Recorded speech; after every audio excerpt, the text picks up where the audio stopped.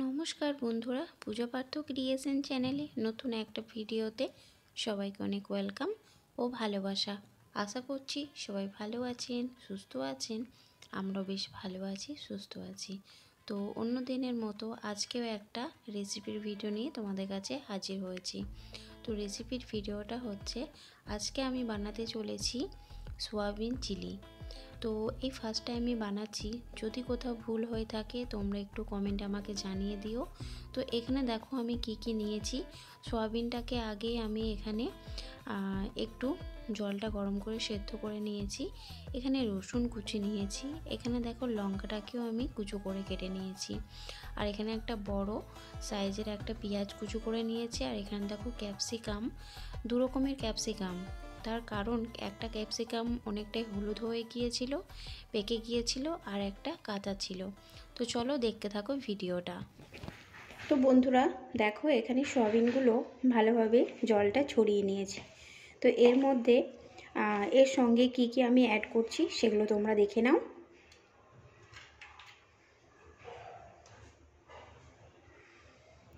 Half teaspoon গোলমরিচের গুঁড়ো দিয়ে দিচ্ছি, হাফ টিস্পুন লঙ্কার গুঁড়ো দিয়ে দিচ্ছি। আমি যেহেতু সেদ্ধ করার সময় একটু লবণ দিয়ে সেদ্ধ করেছিলাম, তাই সামান্য মতো লবণ দিয়ে দিচ্ছি। এখানে এখন দিয়ে দেব একটা বড় টিস্পুনে, দেখতে পাচ্ছ এখানে ময়দা দিয়ে দিচ্ছি 2 টিস্পুন।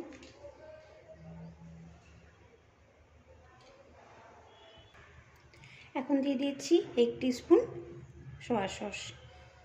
তো চলো এটাকে এখন ভালোভাবে মাখিয়ে নিই। এটাকে মেখে 5 থেকে 10 মিনিটের জন্য ঢেকে রেখে দেব। তাহলে ভালোভাবে যেগুলো দিয়েছি সেগুলো কিন্তু ভালোভাবে সয়াবিনের গায়ে লেগে যাবে। তো এখানে দেখো সেরকমভাবে কিন্তু মাখানো হচ্ছে না, তো এখানে আমি সামান্য মতো জল দিয়ে দেব। তো এখানে দেখো খুব সামান্য মতো একটু জল দিয়ে দেব, যাতে ভালোভাবে মাখাটা হয়ে যায়।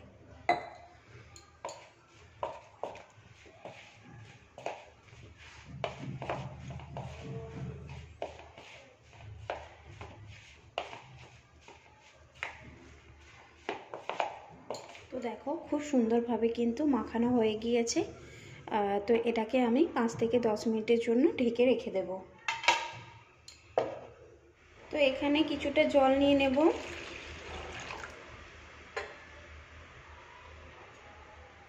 এরপর এখানে দিয়ে দেব হাফ টিস্পুন কর্নফ্লাওয়ার,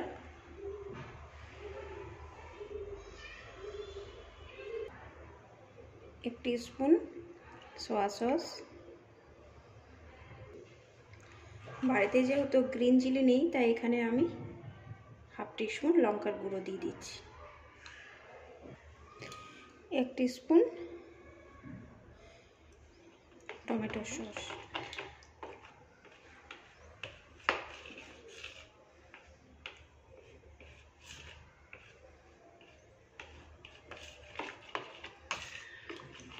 ভালোভাবে এটা মিশে গিয়েছে, তো এটাও কিছুক্ষণ ঢেকে আমি রেখে দেব। তো বন্ধুরা কড়াতে তেল দিয়ে দিয়েছি, আর তেলটা দেখো গরমও হয়ে গিয়েছে। তো চলো, এই যে দেখতে পাচ্ছ এগুলোও খুব সুন্দরভাবে ম্যাশ হয়ে গিয়েছে। তো এগুলো আমি এখন ছেড়ে দেব।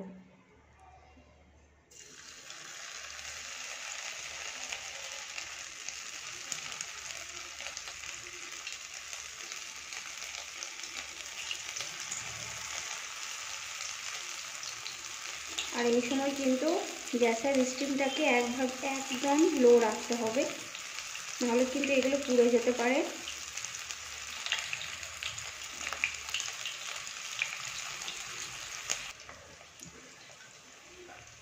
তো দেখো সবগুলো কিন্তু দিয়ে দিয়েছি, এবার ভালোভাবে এগুলো একটু নাড়াচাড়া করে নেব।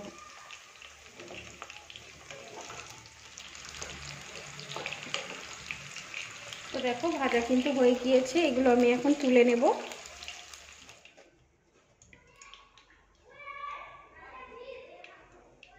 বন্ধুরা, কড়া থেকে তেল কেটে আমি একটা অন্য পাত্রে রেখে দিয়েছি।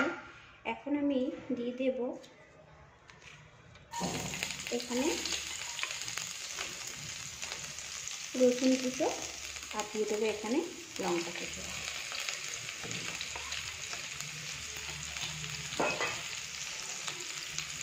একটু এটা ফ্রাই করে নেব আর গ্যাসের স্টিমটাকে লো করে রাখতে হবে। তো এটা দেখো ফ্রাই করা একটু হয়ে গিয়েছে। তো এর মধ্যে আমি একটা বড় সাইজের পেঁয়াজ কেটে নিয়েছি। তো এটাকে আমি এখন দিয়ে দেব।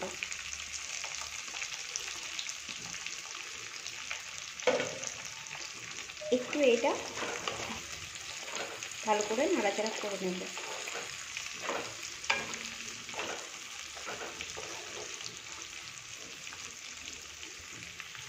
এরপর এখানে দিয়ে দেব কেটে রাখা ক্যাপসিকাম।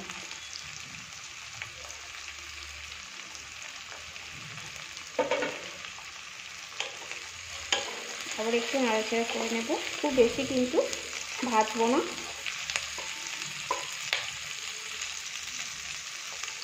বন্ধুরা দেখো এখানে কিন্তু ভাজা হয়ে গিয়েছে। আর আমি যে আগে থেকেই একটা পাত্রে শেষ করে যে জলটা রেখেছিলাম সেই জলটা এখন আমি এখানে দিয়ে দেব।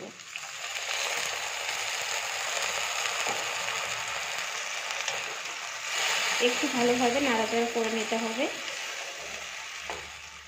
তো বন্ধুরা একটু নাড়াচাড়া করে এখানে এখন দিয়ে দেব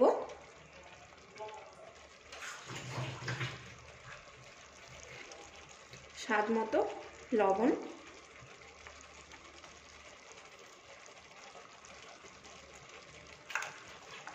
আর এখানে দিয়ে দেব একটু কালারের জন্য কাশ্মীরি লঙ্কা গুঁড়ো। দিয়ে দেবো একটু জল।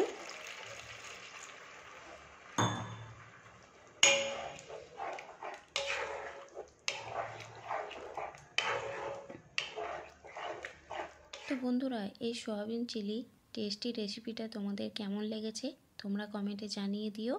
আর যদি কোথাও ভুল হয়ে থাকে সেটাও তোমরা কমেন্টে জানিও, তাহলে পরবর্তীকালে আমি ঠিক করে নিতে পারবো। আর খেতে কিন্তু খুব সুন্দর হয়েছিল, খুব টেস্টি হয়েছিল। তো চলো দেখা হচ্ছে আগামীকাল নতুন কোনো ব্লগের সঙ্গে। সবাই ভালো থেকো, সুস্থ থেকো, আর পাশে থাকা বেল বাটনটা প্রেস করে দিও।